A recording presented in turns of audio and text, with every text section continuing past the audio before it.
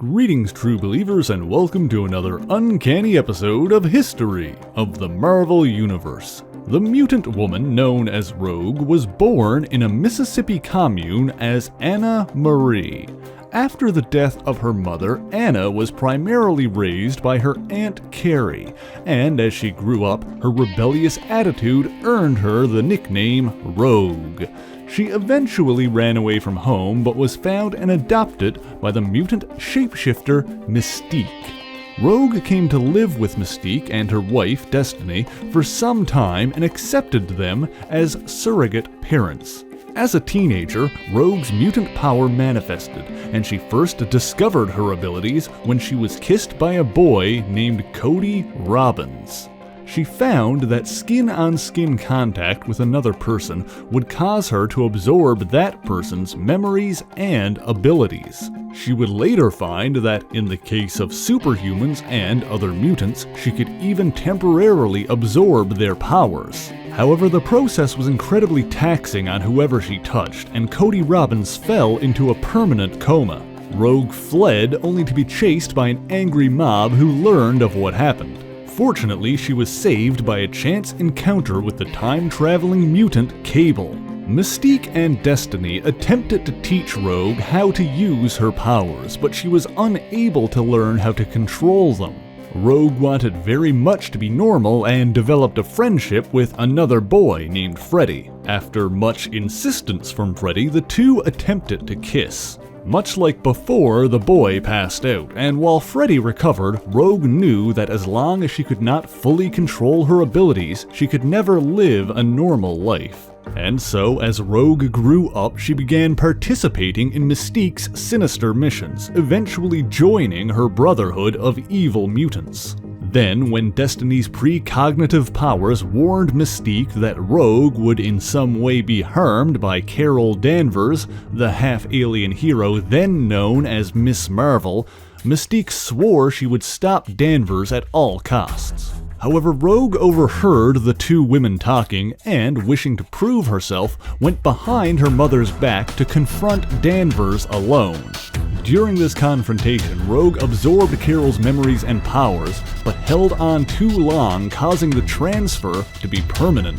While Danvers eventually recovered, Rogue's physiology had become a hybrid of her own biology and Carol's half-Kree DNA, giving Rogue super strength and the power of flight.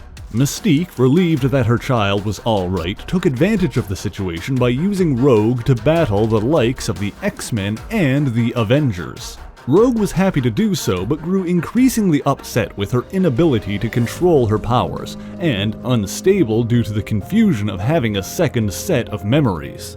With Mystique and Destiny unable to help, Rogue desperately turned to Professor X for aid. While the X-Men were distrustful of Rogue, Xavier was unwilling to turn away a young mutant in need. It was when Rogue used her own body to shield Wolverine's fiancé from a lethal energy bolt that her teammates began to trust her. Eventually, the memories that Rogue absorbed from Carol Danvers coalesced into a separate personality. A personality that was at times even able to take full control over their shared body. This came to a head after a battle with a hybrid Super Sentinel, during which Rogue was knocked into the mystical gateway known as the Siege Perilous. Said to give those who pass through it a second chance at life, the Siege Perilous magically separated Rogue and her alternate Miss Marvel persona into two separate bodies. However, there was only enough life energy between them to support one, and as one of them lived, the other rotted away. Even after fleeing to the Savage Land to hide, the vengeful Miss Marvel duplicate tracked Rogue down, attempting to claim her life, but their battle was interrupted by the arrival of Magneto. Magneto used a machine to return the shared life force to Rogue's body, restoring her Miss Marvel powers while effectively killing the Danvers persona. After that, Rogue remained in the Savage Land with Magneto for some time, and the two grew close. However, she eventually returned to the X-Men, where she met the love of her life, the Cajun mutant known as Gambit.